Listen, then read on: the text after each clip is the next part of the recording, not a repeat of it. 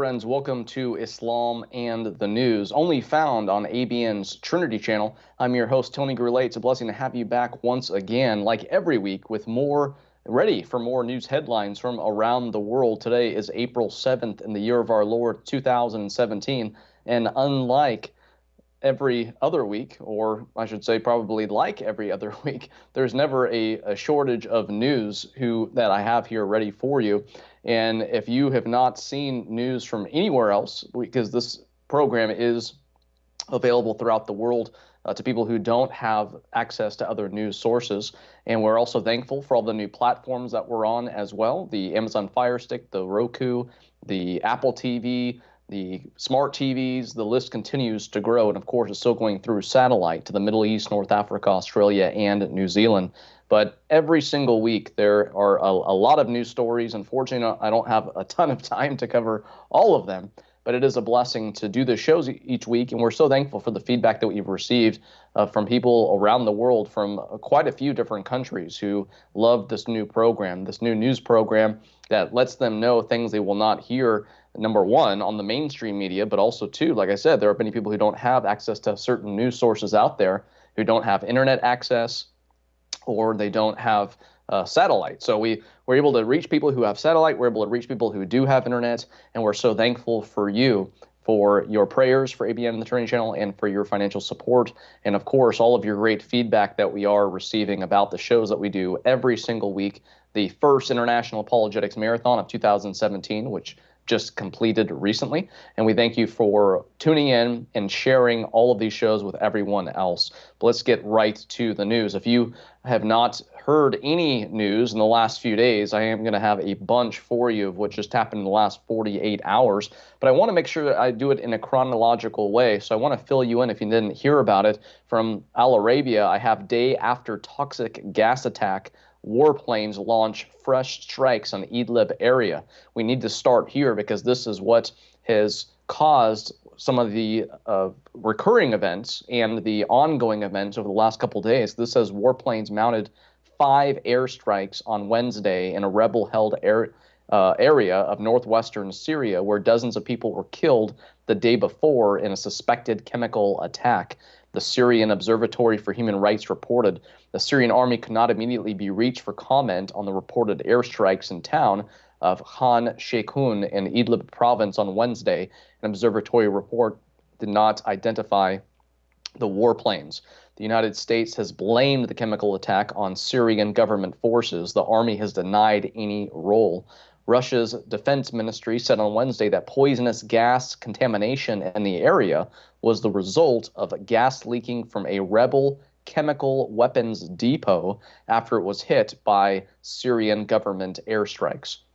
The observatory said the chemical attack was carried out by warplanes believed to belong to the Syrian military. So that is the first story that actually came out on Wednesday, April 5th. And it's important to know about that because that moves us right into what has happened more recently. I have from WND, U.S. launches 59 Tomahawk missiles into Syria. Airfield hit, Russia warns of negative consequences. It says the U.S. has launched 59 Tomahawk cruise missiles aimed at Syria, and they hit the Al-Sharat airfield near Homs at about 8:45 p.m. Eastern Thursday evening. The missiles hit infrastructure, aircraft, and the runway, according to NBC News. A U.S. military official said the munitions were not aimed at people. There have been no reports indicating whether there were any casualties. Watch Russian footage of Syrian airbase after U.S. strike. It says here the Tomahawk missiles were fired from 2 U.S. warships, USS Ross and USS Porter, in the Mediterranean Sea. From his Mar-a-Lago estate in Florida, President Donald Trump said the U.S. strike on Syria was the, quote, vital national security interest of the U.S., or in the vital national security interest of the U.S. Now, I have here his remarks that he made. It says the following are President Trump's remarks from Florida. He said, "My fellow Americans, on Tuesday, Syrian dictator Bashar al-Assad launched a horrible chemical weapons attack on innocent civilians using a deadly nerve agent. Assad choked out the lives of helpless men, women, and children. It was a slow and brutal death for so many. Even beautiful babies were cruelly murdered in this very barbaric attack. No child of God should ever suffer such horror. Tonight, I ordered a targeted military strike on the airfield in Syria from where the chemical attack was launched. It is in this vital national security interest of the United States to prevent and deter the spread and use of deadly chemical weapons.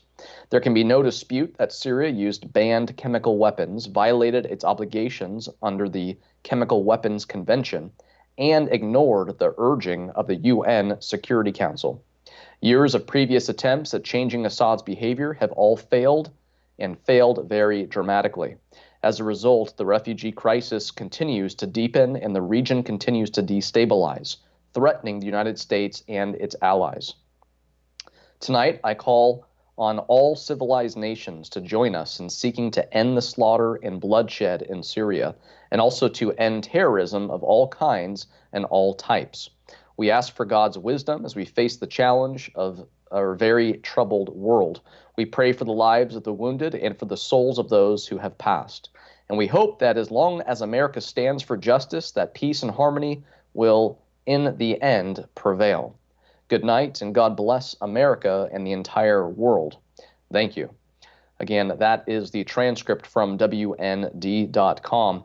And what I want to show you now is some of the first pictures that have come out about these strikes. Moving on here to, let's see, actually I have a couple of videos I want to play for you. First, images and video of aftermath of U.S. missile strike on Syria emerge. Let's go ahead and play the first video for you. ВМС США нанесли ракетный удар по сирийской авиабазе Шайрат в провинции Хомс. Было выпущено, как сообщает Пентагон, 59 крылатых ракет «Томагавк». И буквально только что мы получили первые эксклюзивные кадры из провинции Хомс с авиабазы правительственных войск. Именно этот аэродром стал целью ракетного удара вооруженных сил США. Это видео нам прислал наш военный корреспондент ВГТРК Евгений Поддубный, который работает в Сирии. Как отметили в Пентагоне, там заранее предупредили российское Минобороны. Там добавили, что не наносили удар по тем частям авиабазы, где могли находиться наши военные. В Сирии действия США назвали проявлением агрессии.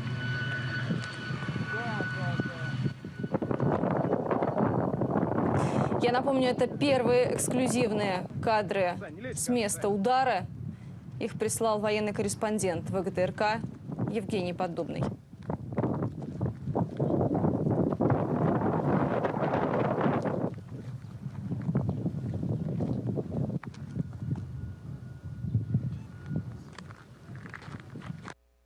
Now we have a second video we want to play for you as well. This one does not have sound, so I will be reading some details along with it. Let's go ahead and play that second video. But I have here Russian Defense Ministry spokesman, Major General Igor Konoshkinov, said, quote, the combat efficiency of the U.S. airstrike was very low, adding that only 23 of the 59 Tomahawk cruise missiles reached the Sharat Air Base in the province of Homs, and as the following images suggest, they were not as damaging as some may have hoped. Now, there are a lot of pictures that are from all over the internet. This one here is a little bit different, of course, because you actually are seeing a satellite type or a drone type video footage here. And of course, you can't see things super clearly, but this is one of the videos that is out there. It says here, too, Russia says Syrian air defense systems will be bolstered after 6 jets and the radar system was destroyed in the airstrike. 4 Syrian military are reported dead and 2 missing after the strike. Moving on to the next part of this story I have from Al Arabiya, I have U.S. prepared to do more in Syria, hopes not necessary, U.S. envoy. The United States took a very measured step that was, quote, fully justified when it fired missiles at a Syrian airfield over a deadly toxic gas attack, said UN Ambassador Nikki Haley on Friday. It says, quote, "We are prepared to do more, but we hope that that will not be necessary," she told the UN Security Council. "The United States will not stand by when chemical weapons are used. It is our vital national security interest to prevent the spread and use of chemical weapons." It says Russian UN envoy accuses U.S. of violating international law in Syria, versus UN envoy accused the United States on Friday of violating international law by carrying out military strikes in Syria. It says the United States attacked the territory of sovereign Syria. "We describe that attack as a flagrant violation of international law and an act of aggression," Deputy Ambassador Vladimir Sofronkov told the Security Council. Now, I have from Al Arabiya as well, Assad, he said the U.S. strike that killed 6 is foolish and irresponsible. U.S. missile strike on an airbase in central Syria early on Friday was foolish and irresponsible, President Bashar al-Assad's office said. "What America did is nothing but foolish and irresponsible behavior, which only reveals its short-sightedness and political and military blindness to reality," a statement said. The U.S. fired a barrage of 59 cruise missiles at the Sharat base, killing at least 6 in response to a suspected chemical attack on a rebel-held town on Tuesday, widely blamed on the Damascus regime. It also says an air commodore was among 6 soldiers killed, the Syrian Observatory for Human Rights said. The air base was almost completely destroyed. The runway, the fuel tanks, and the air defenses were all blown to pieces, the Britain-based monitoring group said. The Syrian government had categorically denied the accusation, saying it had struck an arms depot belonging to a militant group. Now, of course, with those videos that you just saw, of course, if we had pictures before, we'd have something to compare it to, but it definitely does not look here like these were completely destroyed, and like even the runway being completely destroyed. I mean, we basically see like burn marks on the runway, but we obviously still see a runway there. So it's interesting to get the different comments from different people, especially when you're looking at multiple different news stories, and certain people don't know what other news stories that are out there that you're seeing. So other than Assad, of course, who's going to condemn this, I have Iran and Russia condemn Syria airstrike as well. Also from Al Arabiya, Iran has condemned the U.S. missile strike on Syria, saying the unilateral action is dangerous, destructive, and violates the principles of international law. That's according to Foreign Ministry spokesman Bahram Ghasemi. He made the comments in a report carried Friday by the semi-official ISNA news agency. Iran is one of the biggest supporters of embattled Syrian President Bashar al-Assad. Its hardline paramilitary Revolutionary Guard is deeply involved in the war. Now, it's not just those leaders who, of course, have a say. I have also from Al Arabiya, first global reaction, Saudi announces full support for U.S. military strikes. Now, of course, and Saudi Arabia hates Iran. This, of course, is no surprise.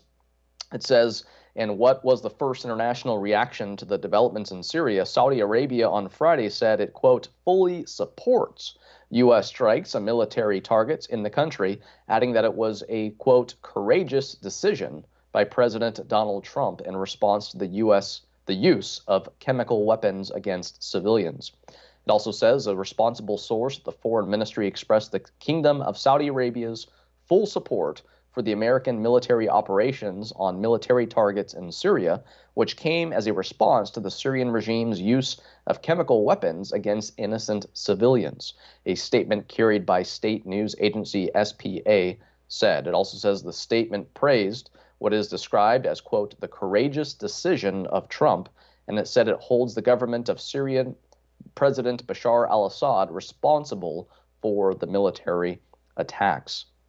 Now, also from more of a on-the-ground perspective, someone who's not, of course, really high up in the Saudi kingdom, I have from Al Arabiya what the father of twin toddlers killed in chemical attacks said about U.S. airstrike. Now, I have another video for you here. Let's go ahead and play the video first, and then I'll give you some more details from this news story.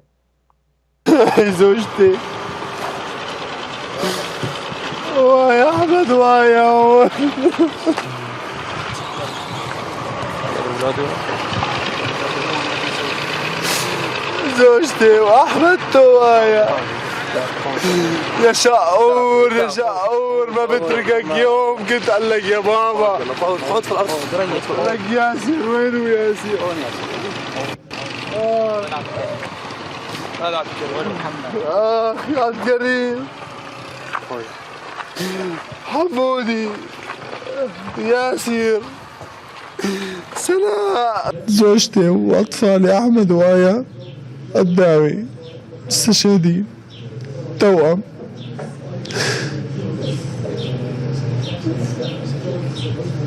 أخذت أحمد ويا دفنتهم وإخواتي دفنت أولادي بإيدي أنا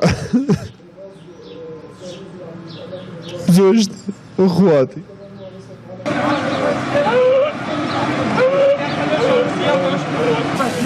يلا عمران يلا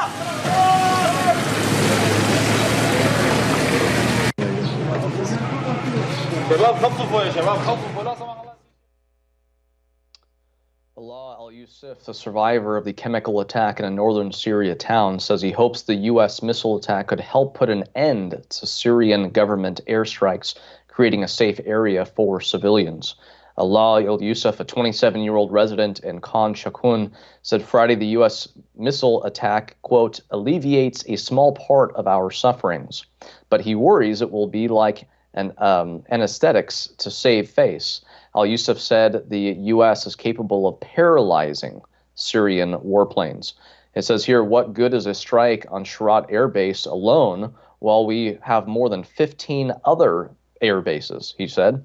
Al-Yusuf lost at least 25 relatives in this week's gruesome chemical attack in Khan Shakun.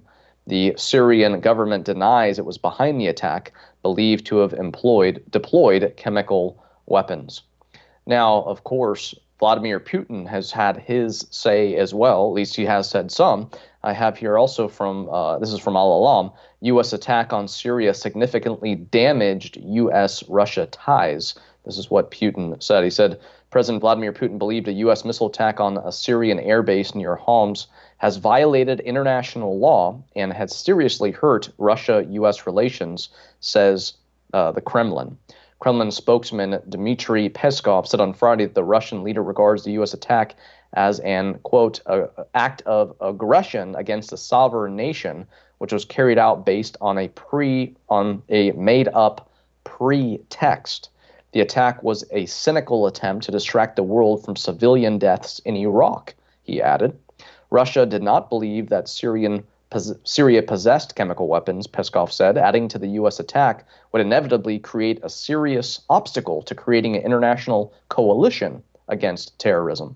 Earlier in the day, the head of the Defense and Secretary Committee at the Russian Upper House of Parliament said that Russia will call for an urgent meeting of the UN Security Council over the attack. Out of Red State, it says Russian PM declares U.S.-Russian relations completely ruined. We expected some sort of response from Russia. This may be it. On Facebook, the Prime Minister of Russia, Dmitry Medvedev, gave an ominous rebuke of Thursday night's U.S. Tomahawk strike at the Sharat airfield in Syria. Russia backs the Assad regime and has been at odds with the U.S. over whether Assad should stay or go. In 2015, a deconfliction line was set up between the U.S. and Russia to prevent any clash between the two powerful nations should any further actions in the region be taken. Now, what you see there, that picture goes with another news story that I have from express.co.uk. It says, brink of World War III.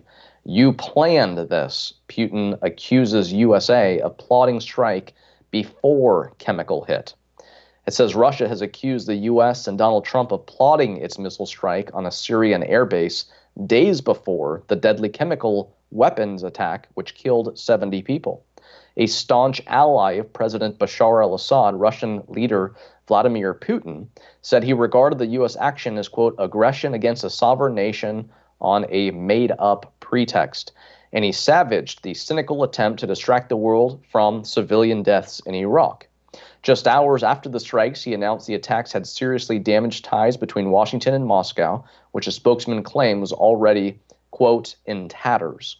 Adding the missile strike broke international law. Russia's foreign ministry also said it was obvious, quote unquote, that the U.S. strikes had been prepared before the chemical attack.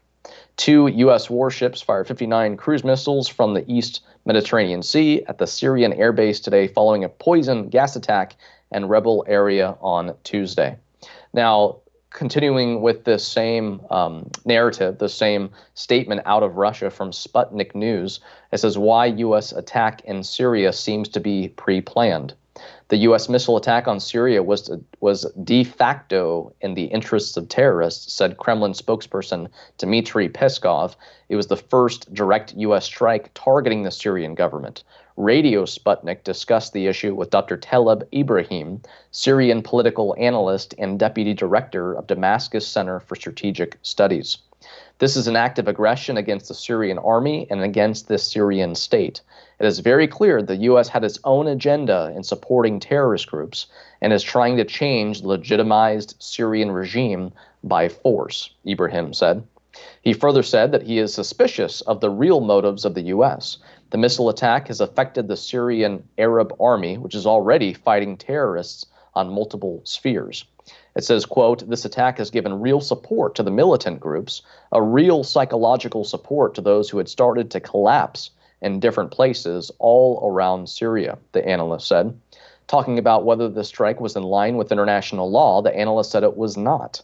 It says, quote, this is a pure violation of international law, and I think the United Nations allows this because the attack wasn't under the blanket of the Security Council.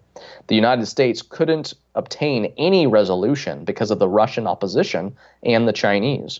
There wasn't a real investigation about the attack in Khan Shaykhun, Ibrahim said. He further said that according to him, the chemical weapons were smuggled through Turkey. It says here, the bombing of the chemical weapons store may have prevented the terrorists from using it in a much larger attack against the civilians. The casualties could have been in the thousands, but it is clear the U.S. was preparing to attack the Syrian Arab army on their own agenda. Now, there are other news stories out there which I did not have time to dive into more, but as this man just said, evidence about them being smuggled through Turkey or Turkey having something to do with this. I did begin to see news stories about that as well. So that is something that you will definitely want to look up in response to all these news stories that I'm giving you now. Also from Zero Hedge, I have Russian warships steaming toward U.S. destroyers off Syrian coast. Early this morning, we reported that as part of its response to the Syrian attack, in addition to suspending communication with U.S. forces designed to stop planes colliding over Syria, the Russian frigate Admiral Grigorovich would be deployed to the Tartus naval base in Syria.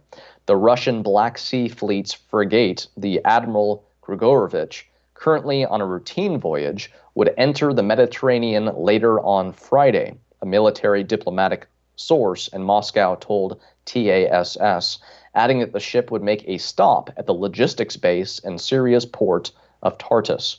Russia wasted no time, and as FN reports moments ago, the Russian frigate Admiral Grigorovich, RFS-494, crossed through the Bosphorus Strait a few hours ago from the Black Sea, according to a U.S. defense official. So we are seeing more news stories about this now, that Russia is moving towards the U.S. At least they're moving a ship towards the U.S. ship that is out there. And we will have to, of course, watch the news in the coming days to see what else comes from this. But from VOA, it says U.S. officials' military hotline with Russia remains open. It says here, the United States and Russia will maintain a hotline aimed at preventing mid-air collision of their warplanes in Syria, senior U.S. military officials said Friday, contradicting Moscow's claims that it has suspended the deconfliction talks in protest of America's cruise missile strikes on a Syrian airbase. The officials also said they're looking into whether Russia participated in the chemical weapons attack in Syria early this week that prompted President Donald Trump's order for a retaliation. They said Russia has failed to control the Syrian government's use of chemical weapons or to account for chemical agents that were supposed to have been eliminated under a 2013 agreement and may have been complicit in Tuesday's horrifying strike that involved the use of a sarin-like nerve gas. Now, before we take a short break to finish up this major news headline out there I have here from Mint Press News. Trump taking U.S. to war in Syria to avert economic disaster. It says here, with the U.S. economy entering dire territory that has even top bankers on edge, the Trump administration's apparent desire to wage new wars is no surprise. Without a new military conflict, the permanent war economy of the United States could risk tanking entirely. Before the alleged gas attack in Syria's Idlib province could be independently confirmed, the Trump administration took the Syrian opposition at their word and blamed the Syrian government for the attack. In a scenario eerily reminiscent of 2013, the United States government, along with several other pro-intervention governments that have been funding and arming rebel and terror groups like al-Nusra Front, have called for action to be taken against Syrian President Bashar al-Assad, despite the fact that it has been internationally recognized for years that the Syrian government has no chemical weapons. On Wednesday, Nikki Haley, the U.S. ambassador to the UN, stated the U.S. would be, quote, compelled, unquote, to take action against Assad if the UN fails to do so, which is a near certainty given to the veto power of both China and Russia on the UN Security Council. However, Haley didn't stop there, going on to blame both Russia and Iran for the Idlib attack, as well as stating, quote, the truth is that Russia, Iran, and Syrian President Bashar Assad have no interest in peace. Trump and others in this administration have offered similar rhetoric, with Trump stating the following at a Wednesday press conference. He says, my attitude towards Syria and Assad has changed very much. What happened yesterday is unacceptable to me. Adding that, quote, militarily, I don't like to say when I'm going to and what I'm going and what I'm doing. I'm not saying I won't do anything one way or another. Vice President Mike Pence told Fox News that all options are on the table, including unilateral military action in Syria targeting the Assad regime. Those, quote, hints turned to reality early Friday morning when the U.S. launched those 59 Tomahawk missiles. Now, we do need to take a short break, but please stay right where you are, because we'll be back in just a couple of minutes for more Islam and the News. We would like to announce that we have fully launched the second stage of the ABN Digital Tree.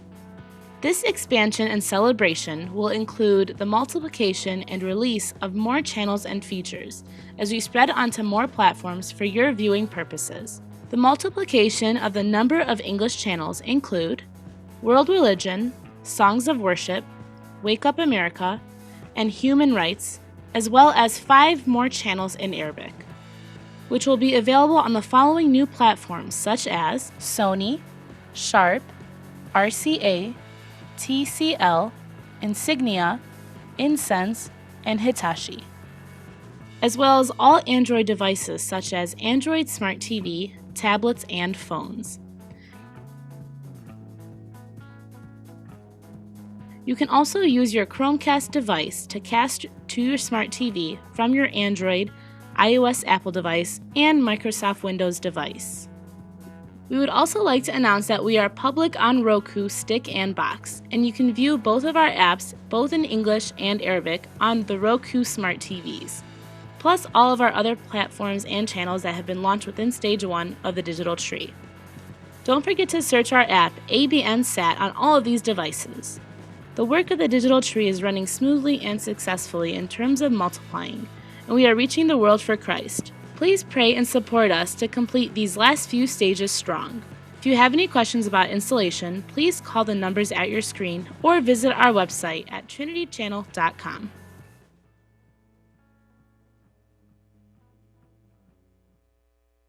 Get connected with the Digital Tree, which is live at trinitychannel.com. You are just a click away from years of content that Trinity Channel has produced. Visit our website and start equipping yourself today. For more information, call the number on your screen.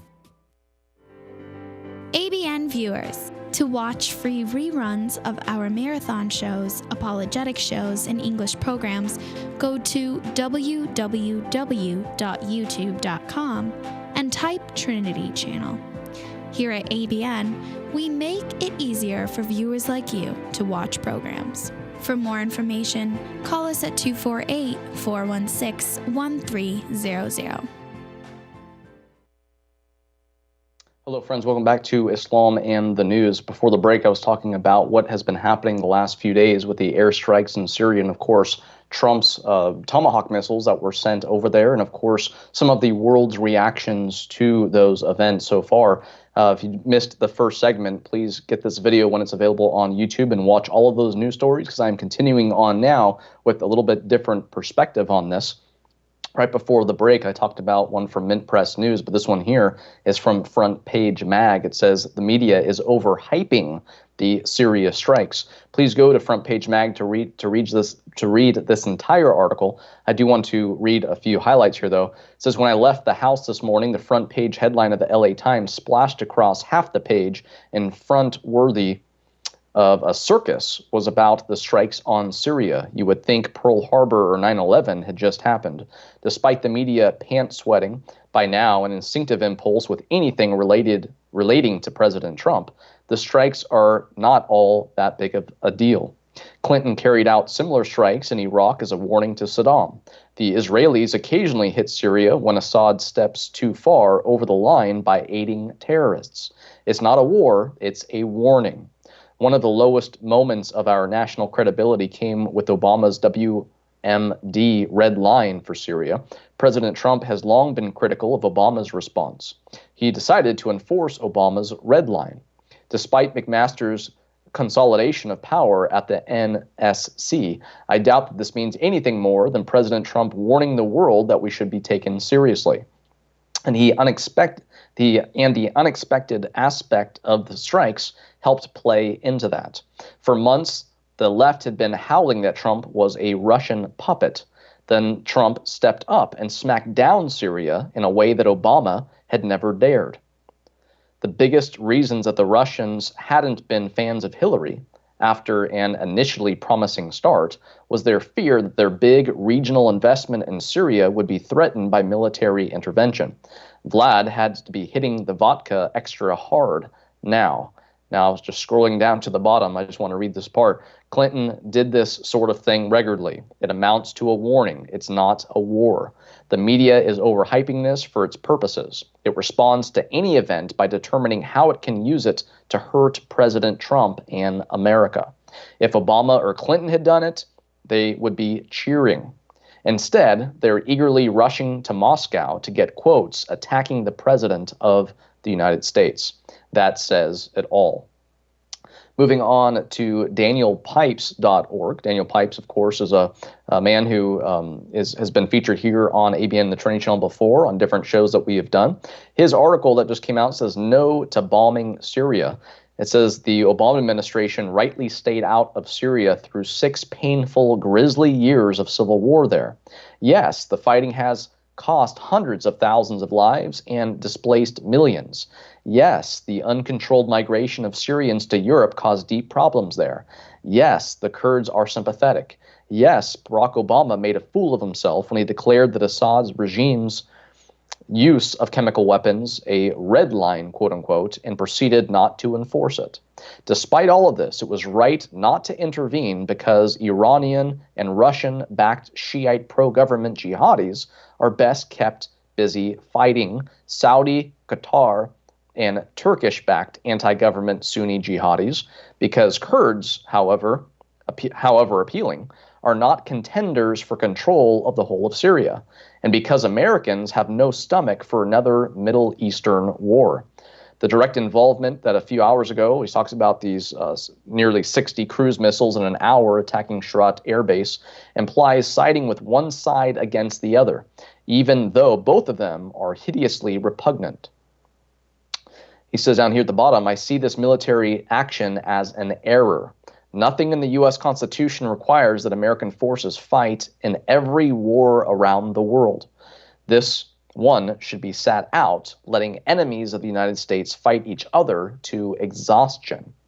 The immense resources of the United States should be dedicated rather to 2 goals: reduce human suffering with blankets and soap and prevent the stronger side, now the regime, from winning through the provision of intelligence and arms to the weaker side, the Sunni rebels. Trump should immediately cease all direct attacks on the Syrian regime and instead help its enemies to fight it more effectively. From Frank Gaffney's Center for Security Policy, he says after Trump's tactical strike on Syria, he should make a strategic play by recognizing Kurdistan. President Donald Trump responded forcefully yesterday to the Syrian government's murderous use of sarin nerve gas against children and other civilians. 59 U.S. cruise missiles reportedly devastated the airbase from which the attack was launched. Having punished Syria's despot for using chemical weapons is not supposed to have. The question is, what's the next step? The United States should not become embroiled in a horrific civil war in which the principal protagonists, Assad, Russia, and Iran, are on one side, and their Sharia supremacist opponents tied to the Islamic State, Al-Qaeda, the Muslim Brotherhood, and Turkey's President Erdogan are all hostile to us. Instead, President Trump should take an initiative that is in our interest, one that would punish these bad actors and strengthen our friends. Recognize a state for the largest population in the Middle East without one, the pro-American Kurds. Michael Savage was featured in an article out of WND. He said it says here, Savage warns on war with Russia. Who got to you, Mr. Trump? Trump ally urged commander-in-chief not to attack Syria. Noting President Woodrow Wilson asked Congress for a declaration of war against Germany 100 years ago Thursday, plunging the nation into a costly war. Talk radio host Michael Savage said history seemed to be repeating itself as President Trump considered taking military action against Syria, which is allied with Russia and Iran. Savage's monologue Thursday on his nationally syndicated show, The Savage Nation, was delivered hours before 59 Tomahawk missiles from Navy warships in the Mediterranean Sea were launched on an airbase near Homs, Syria, in response to Syrian leader Bashar al-Assad's suspected use of chemical weapons. It says here, do you want war with Russia? All of you idiots, all of you fools who are pounding the war drums, Savage said Thursday afternoon. Calling himself a conservative peacenik, he said Democrats have been poking the Russian bear since Trump won the election. The constant accusations of them fixing our election is not making them friendly towards us in the least. And why are they doing it? Because Trump said he could work with them? But Savage said it doesn't stop there. People in Trump's own sphere are turning him towards the beating war drums, he told listeners. Dems and the establishment GOP both handcuffed loyal Trump advisors like Attorney General Jeff Sessions and now House Intelligence Committee Chairman Devin Nunes to take themselves out of any investigations on the Russian conspiracy. Steve Bannon, a close advisor, is asked to step down from his NSC role. Who got to you, Mr. President? Who was whispering in your ear and could have made you make this dramatic of a change towards Russia in just 3 days, he asked. Savage said he believes the generals whom Trump gave great power in his administration, and they are using it to their advantage, just like in World War I. Savage said he believes, moving on, like Trump, Woodrow Wilson ran on an American first platform. He was elected largely because he kept us out of war in Europe, Savage said, but someone got to him too. Moving on from this, of course, major news headline, and of course I have lots of stories on it, but I want to get on to another attack that just happened. This is a Stockholm attack. It says several dead and shots fired after hijacked truck crashes into shoppers. Now, I have a video here that I want to play for you. So let's go ahead and play that video. That'll give you a security camera and a store type view of what people were dealing with over there in Sweden.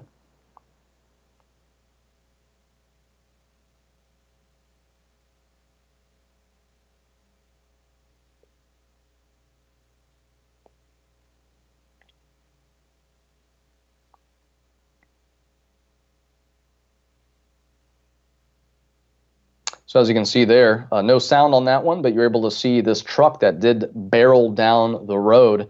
And I have a number of pictures that we're going to show you here while I read some details. It says several people have reportedly died and many have been left injured after a hijacked truck crashed into crowds of people before ramming into a department store in central Stockholm. Gunshots were also reportedly heard as panicked shoppers fled during the deadly rampage on Drottninggatan Queen Street, which began just before 3 p.m. local time. 4 people have died and 15 left injured in the attack, Swedish police have confirmed. Stockholm's regional healthcare authorities have listed only 1 death, but said 9 of those injured were in serious condition. Police have since arrested a man in North Stockholm who has claimed responsibility for the attack, reports Swedish newspaper Aftonbladet, citing unnamed sources. The man is reported to have some light injuries. Earlier, police confirmed they were interviewing 2 people in relation to the attack. I can confirm that we have taken 2 people for questioning, but that does not necessarily mean they are suspects, police spokesperson Lars Bystrom said on Friday. We want to talk to everybody who knows anything about this, and sometimes it's better to talk at the police station than the place of event. So there are a lot of different pictures of this event, and you can see here in this picture here the suspect that they have now.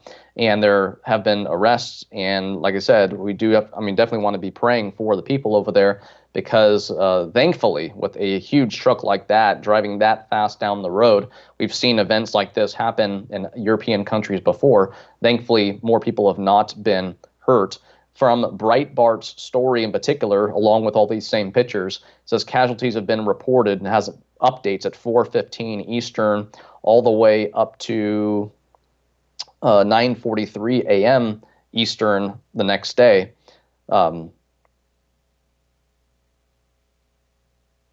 Or different time zones here. Sorry about that. So anyway, so lots of different pictures with this story, but this is a developing story. Again, there have been arrests, and Leo Holman out of WND, he has said this terror attack on Sweden is the price of failed immigration policies. We have many pictures here. We have that video. And here, as you watch this video again, he says a truck attack on pedestrians in a crowded shopping district of Stockholm, Sweden, shows all the signs of Islamic terrorism. And the Swedish government bears the blame for importing large numbers of potential terrorists, security experts tell WND. And Robert Spencer, author of the Jihad Watch blog, said the trend has been building for the past year, with vehicles being the weapon of choice by Islamic terrorists. The vehicle attacks by Muslims actually started in Israel, where it continues to happen with almost no coverage by international media. And that is just one of the reasons why it is important to have these videos to you, and of course be sharing news stories from around the world that you will not hear on the mainstream media, or at least not all the details that you will hear from the mainstream media. But speaking of refugees, also from WND, I have 163 Syrian refugees entered the U.S. in the last 6 days, all Muslim. Influx more than doubles from previous week. Refugee resettlement is cranking back up under President Trump as 836 refugees have entered the United States in the 6 days since March 30th. WND reported last week that the Trump administration would more than double the influx of refugee arrivals from 400 to 900 a week, and that appears to be exactly what has happened. Of the 836 total over the past 6 days, the 2 largest groups have come from Syria and Somalia. From Syria, 163 have entered the U.S., all of them Muslim, while from Somalia, 107 refugees have entered, all Muslim as well, according to data recorded by the U.S. State Department's Refugee Processing Center.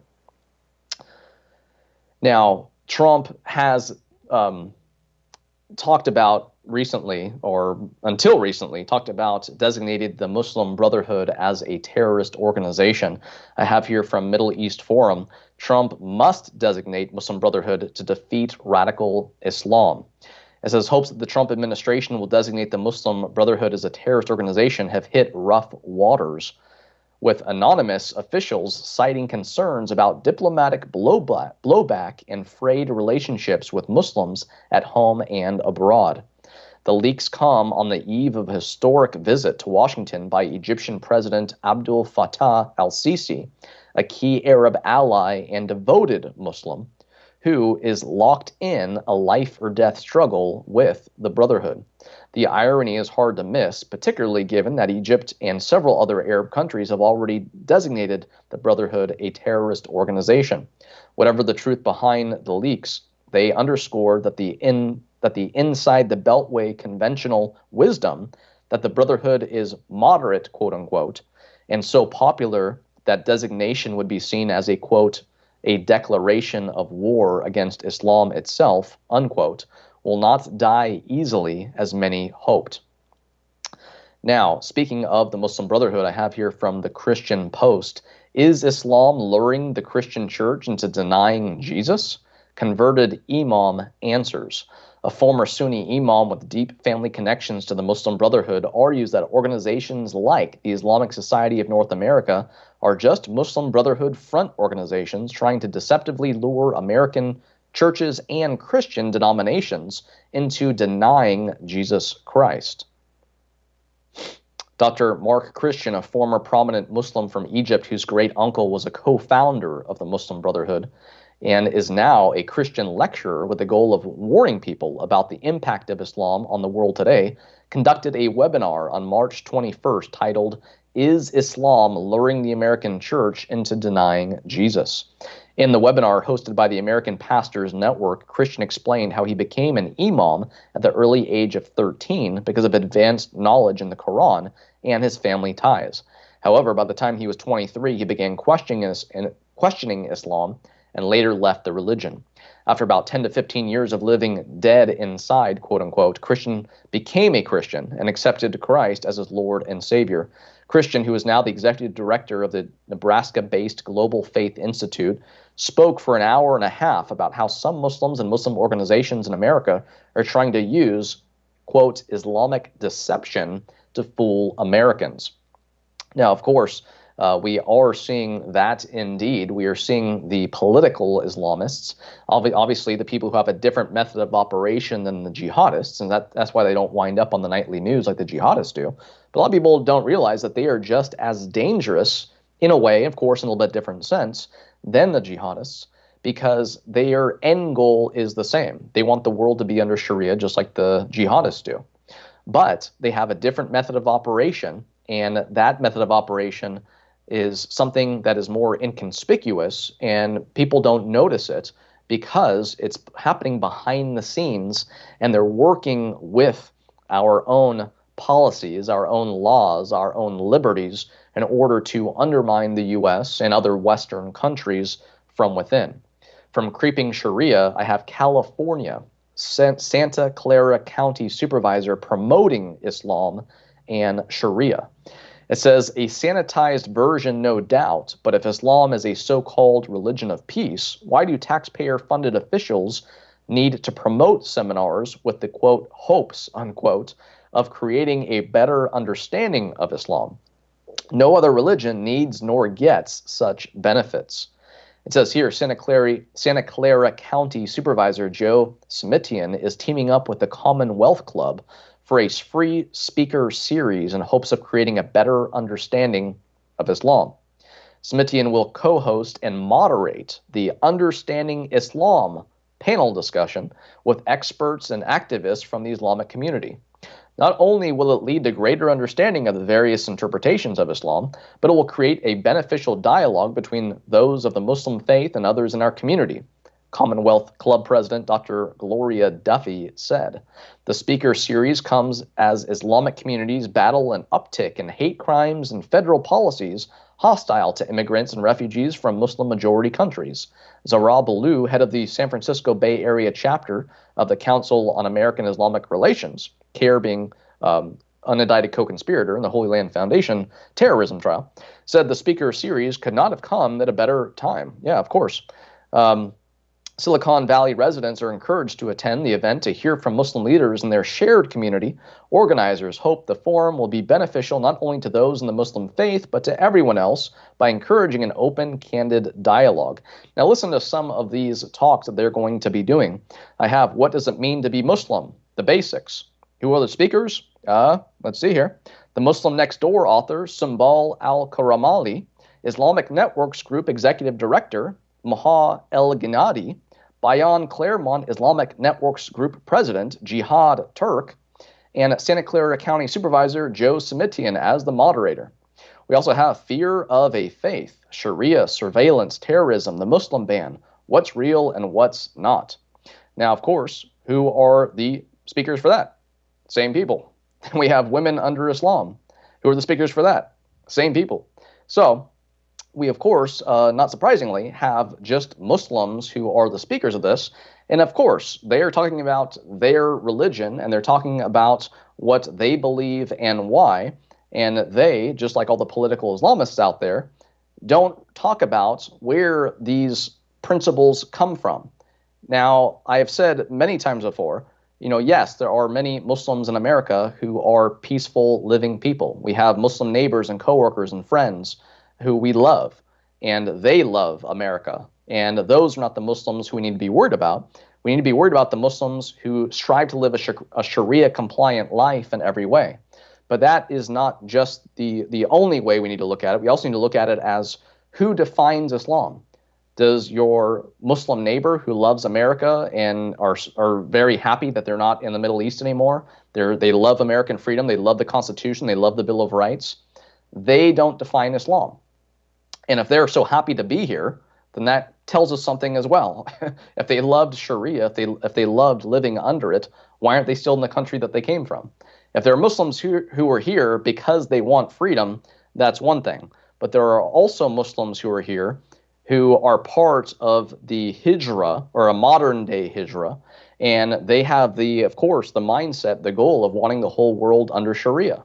And just as Muhammad immigrated from Mecca to Medina and then spread out from there, we see this modern-day hijrah that is continuing. So Muhammad defined Islam 1,400 years ago.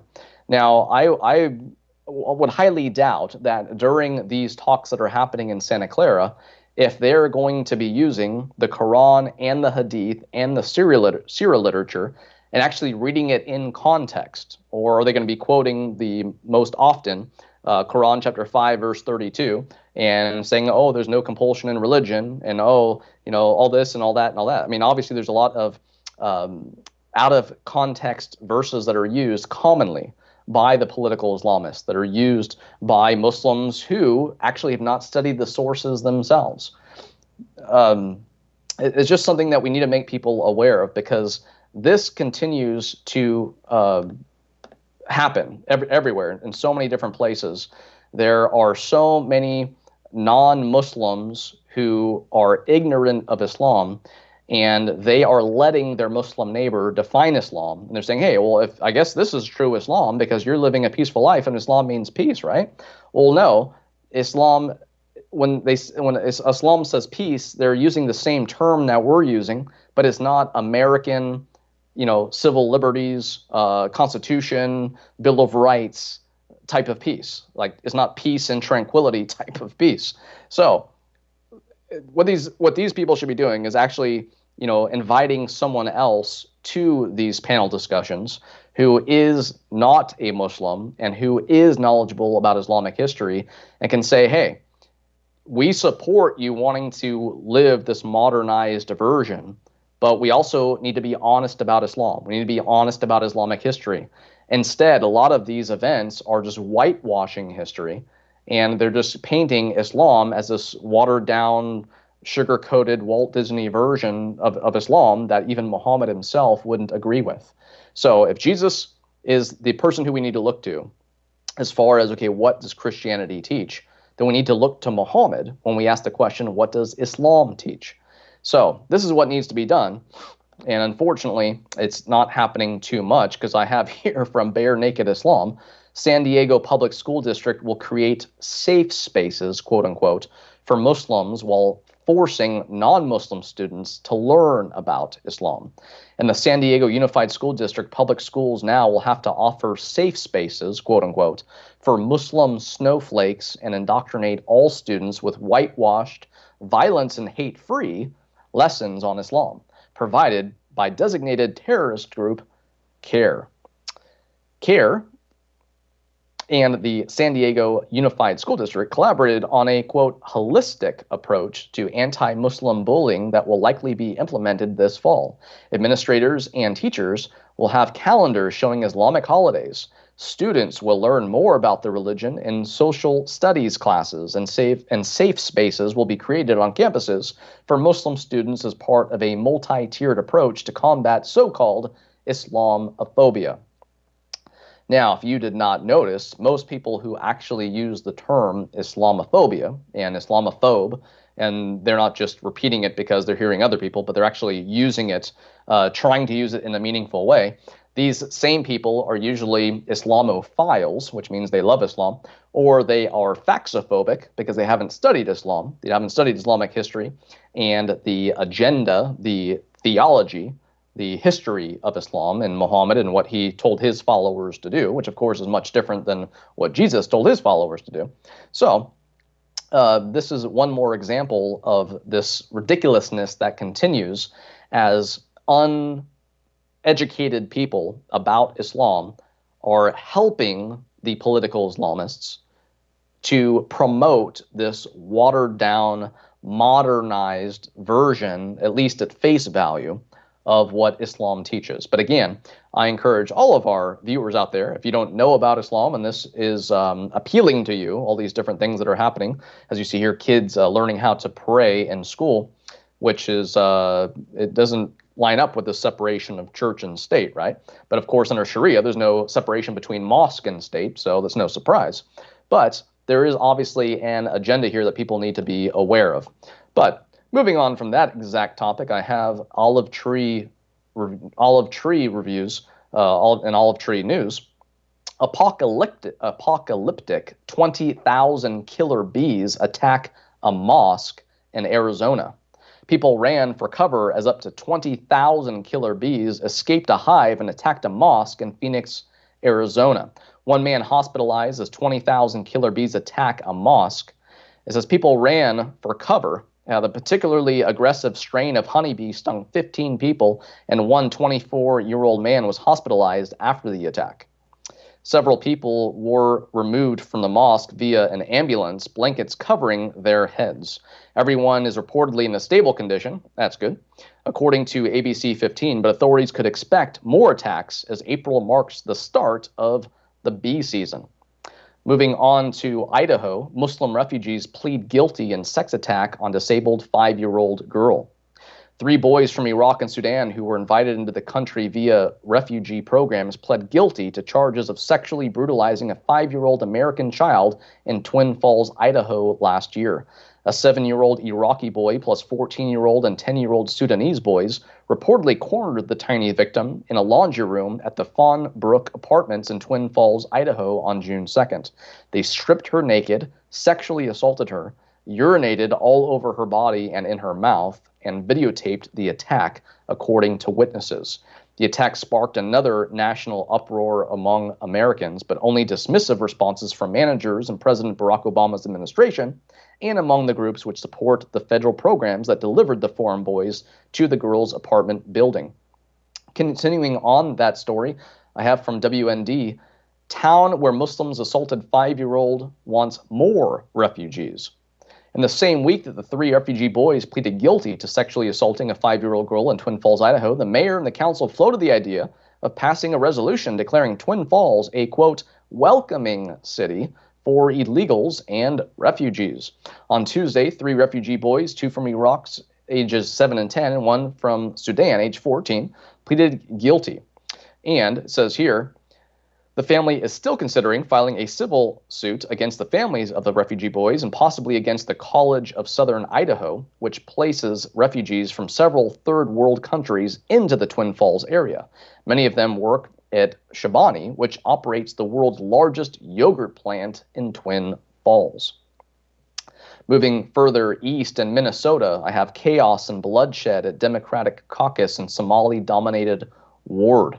So chaotic it had to be shut down and no delegates were selected. Just reading some different tweets here. After the registration area where people are signing in, the process seems confusing to many. There was sitting at the registration desk.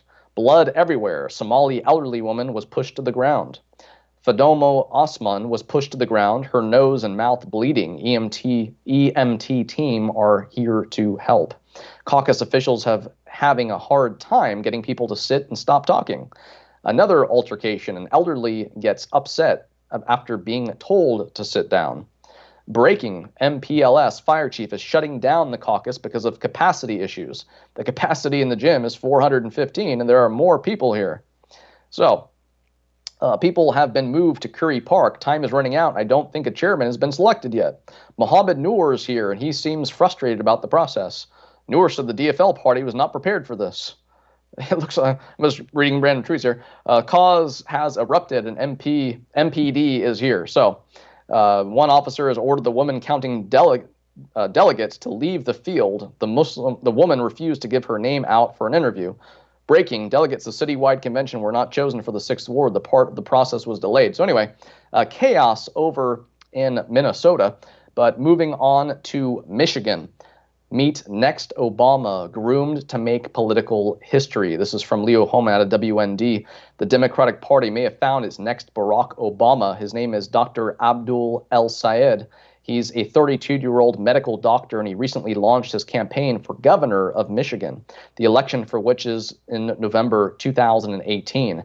If he wins, he would be America's first Muslim governor. He speaks articulately without an accent, inserts humor into his speeches at seemingly just the right moments, and he has the full backing of America's powerful Muslim Brotherhood-linked network of Islamic organizations.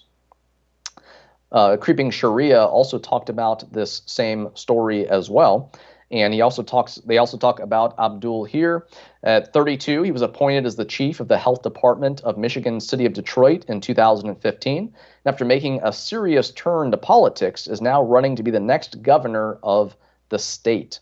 El Sayed talked to Al Jazeera about what inspired him to run and why he believes he is the right candidate for the job. You can find out everything that he told them at Creeping Sharia. But moving on to Florida, I have a look at the lefty Muslim sympathizers who came out to protest the seminar on the history of radical Islam. I do have a video for you here. Let's go ahead and play that video first.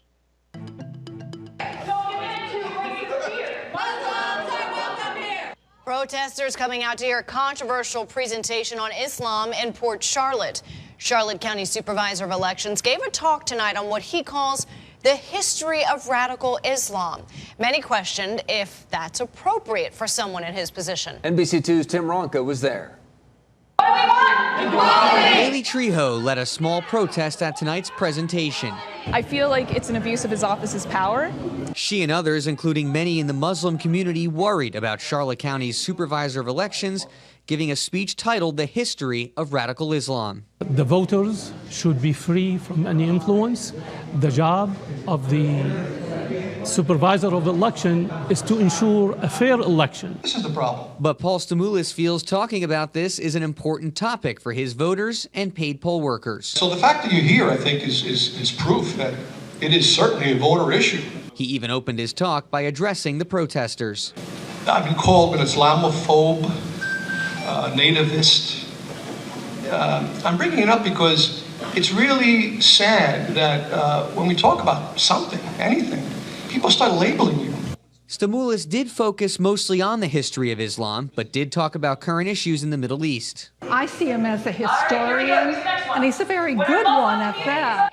Others, though, not convinced the speech was necessary, especially that it used the term radical. How is it going to feel for the Muslims in this county to feel that they're safe, that their voice is heard? The presentation was part of a series of classes that the elections office runs.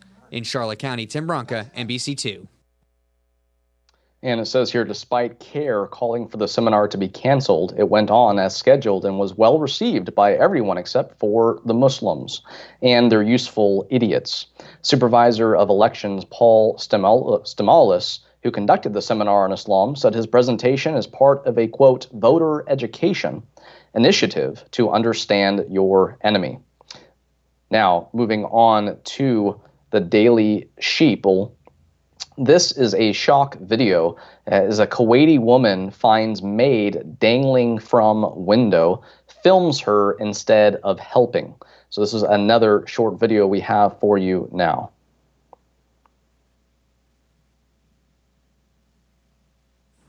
أبا مينونة تعالي.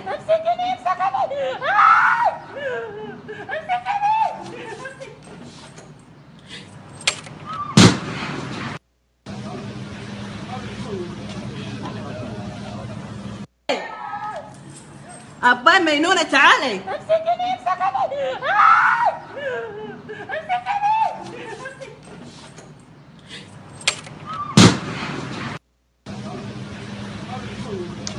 Last Thursday, one of the most shocking and depressing videos was posted on Twitter as an yet unnamed woman from Kuwait apparently stumbled on her Ethiopian maid dangling from her window. But instead of helping her, the woman filmed the maid with her cell phone until she lost her grip and fell several stories. The woman proceeded to post the shocking video on Twitter. If you can believe it, the maid survived with a broken arm, among other minor injuries. No one is sure how she came to be stuck outside of the window. Local media outlets have claimed that she may have attempted to commit suicide before changing her mind, which wouldn't be a surprise. There are 600,000 foreigners working as maids in Kuwait, and they frequently suffer abuse at the hands of their employers. The woman who filmed the incident has denied that she abused the maid. She has since been detained by Kuwaiti authorities, though strangely enough, not for the reasons you might expect. She was charged with filming and publishing the video without the maid's consent. She claims that she filmed the incident so that if the maid died, she wouldn't be accused of murder. In addition, the woman has told authorities that she thought the maid was too heavy, and she was afraid she might fall out of the window if she helped her. So, I guess this isn't as bad as, ISIS actually throwing people, out of windows or throwing people off roofs. But obviously, not very wise decision here from this lady. Moving on to Barnabas aid, Malaysia looks set to move towards hudud laws. Speaking of Sharia, moves are underway in Malaysia that could see parts of the country implement full Sharia, including hudud punishments. Malaysia is a federal country with Sharia courts allowed limited jurisdiction in matters such as family law in each state. However, the main criminal courts operate at the federal level and make decisions based on the Malaysian constitution. Even this situation can create significant problems for Christians, particularly those who have converted from Muslim family backgrounds. They are in effect locked into the Sharia court system for life. Their conversion is not recognized, and they are still officially regarded as Muslims. This means, for example, that a Christian woman who has converted from Islam cannot legally marry a Christian man, as Sharia forbids Muslim women from marrying non-Muslims. From WND, I have Vogue cover model murdered for not wearing Islamic clothing. Beauty found hanged after she was criticized for wearing jeans at Muslim college.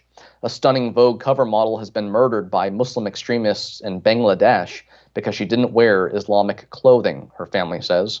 Radha Arif, 21, a Muslim Maldivian woman who was featured on the cover of Vogue India in October, was a second-year student at Islami Bank Medical College in Rajshahi, Bangladesh. She was found hanged in her dorm room on March 29th. The Bangladesh government performed an autopsy and ruled her death a suicide. Radha was buried Saturday, but her brother, Rayan Arif, said the model was actually murdered and the killing was staged to appear as a suicide. He told the UK Sun Thursday that Muslim extremists killed his sister. Rayan said the extremists were angry after she defended people who were bullied over their religious beliefs. There have been a series of murders in Bangladesh which have been staged to look like suicides, and Islamic extremists have been suspected to be behind these atrocities, he said. And the last story which I have time for is New Zealand, more evidence that the UN is ignoring Christian refugees. An official information request submitted to the New Zealand government by our supporters has revealed further evidence of the institutional discrimination against Syrian Christian refugees by the United Nations High Commission for Refugees. The government's response to the request made under New Zealand's Official Information Act revealed that 383 Syrian refugees were settled in New Zealand in 2016 as either part of its annual refugee quota or additional emergency intake of Syrian refugees. However, only 6 of these were Christians. That's 1.5%, while the remaining 377, or 98.5%, were Muslims. Now, friends, of course, we can't do anything about these news stories that we're seeing, and a lot of these news stories sound the same. We have people here in the West, of course, moderate Muslims compared to ISIS, but again, many Muslims who have the same Islamic worldview, who would like the world to be under Sharia. The only thing that is going to change that worldview is a Christian worldview. I mean, if Muslims realize that Islam is false and they just leave Islam, well, that's great, but those people are still going to die and stand before God. So we as Christians need to have a heart for all people, that they would not just leave the lie of Islam, but they would come to the truth of Christianity, that they would realize the truth about Jesus Christ. And as all these different refugees are coming into different countries, it's the same thing. Positive part about it is that people are coming to us, and we can actually give them the gospel. We can give them a Bible, and we can't do that in a lot of the countries where these people are coming from. So, of course, there are positives to the refugee crisis in that we can get the gospel to these people. Again, God is sovereign. God is allowing this to happen, or he's causing it to happen. What we need to be thinking about is what is our response? What should we be doing? As Christians, we should be sharing the gospel with these people, just like we strive to share the gospel, or we should be striving to share the gospel with everyone, everywhere. So, pray for the persecuted. Pray for the salvation of Muslims. Pray for the salvation of all people who've never repented and put their trust in Christ. And we are part of that equation. We need to be sharing the gospel and defending the historic Christian faith when we talk to all people, Muslims and non-Muslims. So that is my encouragement to you Christians, to pray for the lost and to help reach the lost for God's glory as we exalt the name of the Lord Jesus Christ. So until next Friday, or I think actually next Friday, we might not have a live show because of celebrating Easter and in Easter week.